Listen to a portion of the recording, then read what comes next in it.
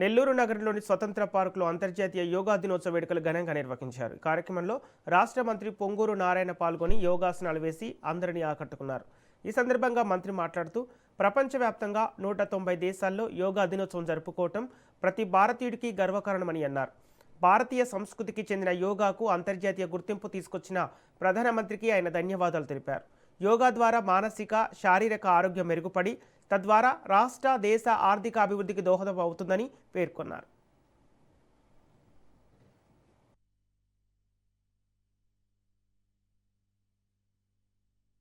యోగా అనేది మన భారత సంస్కృతిలో వచ్చింది. ఇది ఈరోజు ప్రపంచంలో 190 దేశాలకు దీన్ని ఇంట్రడ్యూస్ చేసామంటే మనం అంతా ఎంతో గర్వించదగ్గది. యోగా చేయటం వల్ల అటు మానసిక ఆరోగ్యం, శారీరక ఆరోగ్యం రెండు బాగుపడతాయనేది ఇది ప్రూవ్ చేయబడ్డది. దీనివల్ల ప్రజల యొక్క ఆరోగ్యం బాగుపడుతుంది. ప్రజల యొక్క ఆరోగ్యం ఎప్పుడైతే బాగుపడుతుందో ప్రతి ఒక్కరు మానసికంగా, శారీరకంగా వర్క్ చేయగలరు.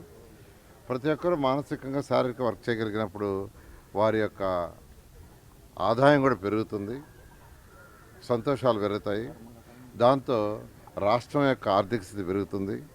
రాష్ట్రం యొక్క ఆర్థిక స్థితి పెరిగితే దేశం యొక్క ఆర్థిక స్థితి కూడా పెరుగుతుంది. ఈ విధంగా మన దేశం డెవలప్ కావాలంటే ఖచ్చితంగా మనందరూ ఆరోగ్యంగా ఉండాలి. ఆరోగ్యంగా ఉండాలంటే ఈ యోగా ఏదైతే మన భారత సంస్కృతిలో ఉందో దాన్ని మనం అందరం పాటించాలనే ఉద్దేశంతో గౌరవ ముఖ్యమంత్రి గారు ఈరోజు రాష్ట్రంలో ఉన్న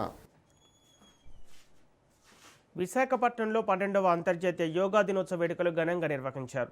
సాగరిక ఫంక్షన్ హాల్లో జరిగిన కార్యక్రమంలో రాష్ట్ర హోంమంత్రి వంగలపూడి అనిత, ప్రభుత్వ విప్ గుణబాబు, గాజువాక ఎమ్మెల్యే పల్లా శ్రీనివాస్ పాల్గొని యోగాసనాలు వేశారు.